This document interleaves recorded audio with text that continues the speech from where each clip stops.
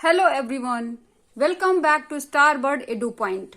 जैसा कि आप बोर्ड पर लिखा हुआ देख पा रहे हैं, आज की वीडियो में हम डिस्कस करेंगे वर्किंग ऑफ इलेक्ट्रिक बेल। और ये बहुत ही इंपॉर्टेंट टॉपिक है क्लास 7th के लिए। और वर्किंग समझने से पहले भी हमें सब देखना होगा कि इसका स्ट्रक्चर क्या है। स्ट्रक्चर समझने के बाद ही समझ में आएगा किस तरह का मैकेनिज्म है, किस तरह से ये वर्क करती है। तो चलिए देखते हैं सबसे पहले स्ट्रक्चर ऑफ इलेक्ट्रिक बेल। तो इलेक्ट्रिक बेल का डायग्राम कुछ आपको इस तरह से दिखाई देगा। आइए एक एक चीज को इसमें से समझ लेते हैं स्ट्रक्चर के बारे में। सबसे पहले आप देखिए, ये है बैटरी। जैसा कि आप सिंपल डायग्राम जो सर्किट डायग्राम बनाते रहे उसमें देखा होगा आपने कि एक बैटरी होती है, स्विच होती है, वायर से अटैच्ड होते हैं कुछ इलेक्ट्रिकल अप्लायंसेस, कुछ उसी तरह का है। पर जो इसमें डिफरेंस है वो भी मैं आपको समझाती चलूंगी। तो सबसे पहले देखिए, यहाँ पे बैटरी है जो 3 सेल की बनी हुई है, ठीक है। उसके बाद जब इधर आते हैं तो ये है आपका स्विच, ठीक है। स्विच भी नॉर्मल है, जैसा आप सर्किट में लगाते रहे हैं, पहले सर्किट डायग्राम बनाते समय बनाते हैं, या फिर सर्किट जो आपने बनाया होगा कभी बल्ब लगा के या कोई इस तरह का कोई भी इंस्ट्रूमेंट लगा के जिसमें आपका फ्लो दिखाना होता है, तो वहां पर जो स्विच लगता है वैसा ही स्विच है, ठीक है। उसके बाद जब नीचे आते हैं, ये वायर यहाँ पर आकर इससे अटैच है। ये जो चीज है ये है इलेक्ट्रोमैग्नेट। और आपने इलेक्ट्रिक बेल पढ़ने से पहले इलेक्ट्रोमैग्नेट के बारे में जरूर पढ़ा होगा कि कोई भी आयरन ऑब्जेक्ट, जो आयरन पीस है, उसके ऊपर जब इस तरह से इंसुलेटेड वायर को इसके चारों तरफ लपेटा जाता है और फिर उसमें इलेक्ट्रिसिटी पास कराते हैं, तो वो आयरन ऑब्जेक्ट एक तरह से इलेक्ट्रोमैग्नेट की तरह वर्क करता है, मतलब कि मैग्नेट की तरह वर्क करता है। और इलेक्ट्रोमैग्नेट इसलिए बोल रहे हैं कि ये सिर्फ उतनी ही देर के लिए मैग्नेट की तरह वर्क करता है जितनी देर के लिए उसमें इलेक्ट्रिसिटी पास की जाती है। तो मुझे उम्मीद है कि आपको इलेक्ट्रोमैग्नेट के बारे में पता है, ठीक है, क्योंकि ये जो इसकी वर्किंग है, जो भी इसका प्रिंसिपल है, वो इलेक्ट्रोमैग्नेट पे बेस्ड है। तो ये आपको पता होना चाहिए इससे पहले कि इलेक्ट्रोमैग्नेट है क्या। इसकी वर्किंग आपको तभी समझ में आएगी, ठीक है। तो यहां पर देखिए, ये आपका इलेक्ट्रोमैग्नेट है जिसका ये नॉर्थ पोल है और ये साउथ पोल है, ठीक है। तो इसका नॉर्थ पोल इस तरफ से अटैच है और जो साउथ पोल की तरफ से ये वायर जा रहा है जो अटैच है आपके सॉफ्ट आयरन आर्मेचर से। इसमें सॉफ्ट आयरन आर्मेचर और ये इलेक्ट्रोमैग्नेट, ये दो चीजें बहुत ही इंपॉर्टेंट हैं, तो आप इनको ध्यान से समझिएगा। सॉफ्ट आयरन आर्मेचर आयरन का बना होता है, ठीक है। और इस तरह से ये जब ये वाला इलेक्ट्रोमैग्नेट मैग्नेट की तरह वर्क करता है तो ये इसको अट्रैक्ट करता है। अब चलिए देख लेते हैं। यहां पर है ये हैमर, ठीक है। ये गोंग, जो सर्कल एक बड़ा सा आप देख रहे हैं, ये गोंग है। ये हैमर जब गोंग के ऊपर स्ट्राइक करता है तभी आपको रिंगिंग साउंड सुनाई देता है, ओके। और ये जो पार्ट आप देख रहे हैं ये है स्प्रिंग। तो अब देख लेते हैं इन सबका रोल क्या है। इलेक्ट्रिक बेल जब वर्क करती है तो किस तरह से साउंड प्रोड्यूस होता है, इसका मैकेनिज्म क्या है, वो अब हम इसमें समझेंगे। तो आइए जल्दी से समझ लेते हैं ताकि आपको बहुत ज्यादा टाइम वेस्ट ना हो आपका। सबसे पहले जब ये सेल है, या फिर ये सेल तो नहीं है क्योंकि कॉम्बिनेशन ऑफ सेल है, तो ये है बैटरी, ठीक है। तो यहां से बैटरी के पॉजिटिव टर्मिनल से इस तरह से करंट फ्लो होगा जब आप स्विच को ऑन करोगे। आपने स्विच ऑन किया, यहां से करंट फ्लो स्टार्ट हुआ, ठीक है। ये एरो क्या दिखाते हैं कि करंट फ्लो किस तरफ से किस तरफ को हो रहा है, ठीक है। करंट फ्लो इधर से जाएगा। करंट जब पास होगा इस वाले वायर से जो आपके इलेक्ट्रोमैग्नेट की चारों तरफ लपेटा गया है, तो ये वाला आयरन का बना हुआ ऑब्जेक्ट यानी कि इलेक्ट्रोमैग्नेट एक मैग्नेट की तरह वर्क करेगा। और मैग्नेट की प्रॉपर्टी क्या होती है, वो आयरन ऑब्जेक्ट्स को अपनी तरफ अट्रैक्ट करता है। जैसे ही इसमें से करंट पास होगा ये मैग्नेट की तरह वर्क करेगा और इस सॉफ्ट आयरन आर्मेचर को अपनी तरफ क्या करेगा, अट्रैक्ट करेगा। जब अपनी तरफ अट्रैक्ट करेगा तो इससे जुड़ा हुआ जो ये अटैच है हैमर, ये आकर गोंग पर स्ट्राइक करेगा। गोंग पर स्ट्राइक करेगा तो रिंगिंग साउंड प्रोड्यूस होगा। रिंगिंग साउंड प्रोड्यूस होता है तो आपको वही जो बेल सुनाई देती है वो इसी वजह से सुनाई देती है। अच्छा, जब जैसे ही आपका हैमर नीचे आएगा यानी सॉफ्ट आयरन आर्मेचर नीचे आएगा, तो यहां से स्प्रिंग भी नीचे आएगा। क्यों? ये स्प्रिंग आपके सॉफ्ट आयरन आर्मेचर से अटैच है तो ये स्प्रिंग भी नीचे आएगा। जैसे ही स्प्रिंग नीचे आएगा तो यहां से कनेक्शन ब्रेक हो जाएगा, यानी जब यहां से कनेक्शन ब्रेक हुआ तो आपका सर्किट भी ब्रेक हो जाएगा। सर्किट ब्रेक होगा तो करंट का फ्लो बंद हो जाएगा। करंट का फ्लो बंद हो जाएगा तो ये इलेक्ट्रोमैग्नेट मैग्नेट की तरह वर्क करना बंद कर देगा। जब ये मैग्नेट की तरह वर्क करना बंद कर देगा तो सॉफ्ट आयरन आर्मेचर फिर से इससे दूर चला जाएगा। क्यों? पहले इसने अट्रैक्ट किया था तब ये नीचे आया था, तो जब ये अट्रैक्ट नहीं करेगा तो ये फिर से अपनी पोजीशन पे चला जाएगा। अपनी पोजीशन पे जैसे ही जाएगा ये फिर से इसके साथ अटैच हो जाएगा। जब फिर से इस पॉइंट पे अटैच करेगा तो करंट फ्लो फिर से बंद हो जाएगा। और ये प्रोसेस तब तक चलता रहता है जब तक कि यहां से स्विच को ऑफ नहीं किया जाता।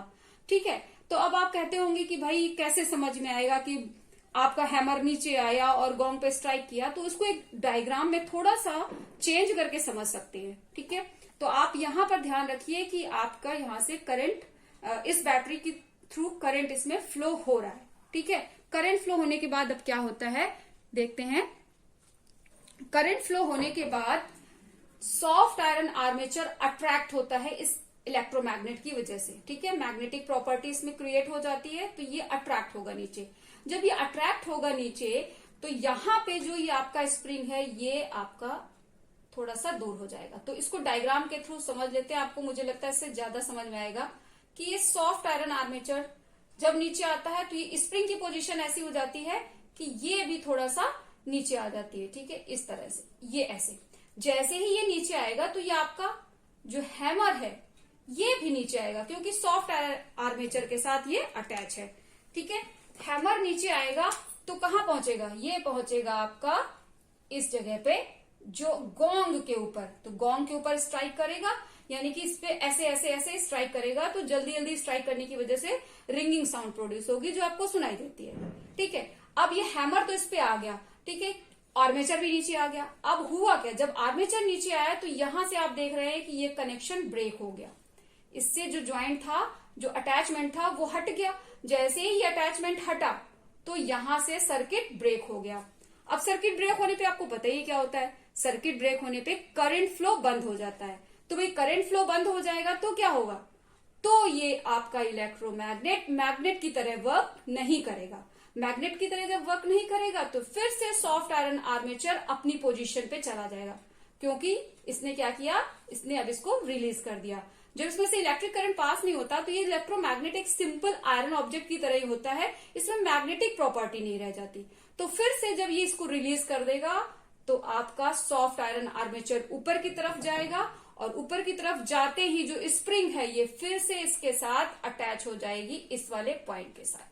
इस वाले पॉइंट के साथ अटैच होते ही आपका हैमर भी ऊपर की तरफ जाएगा।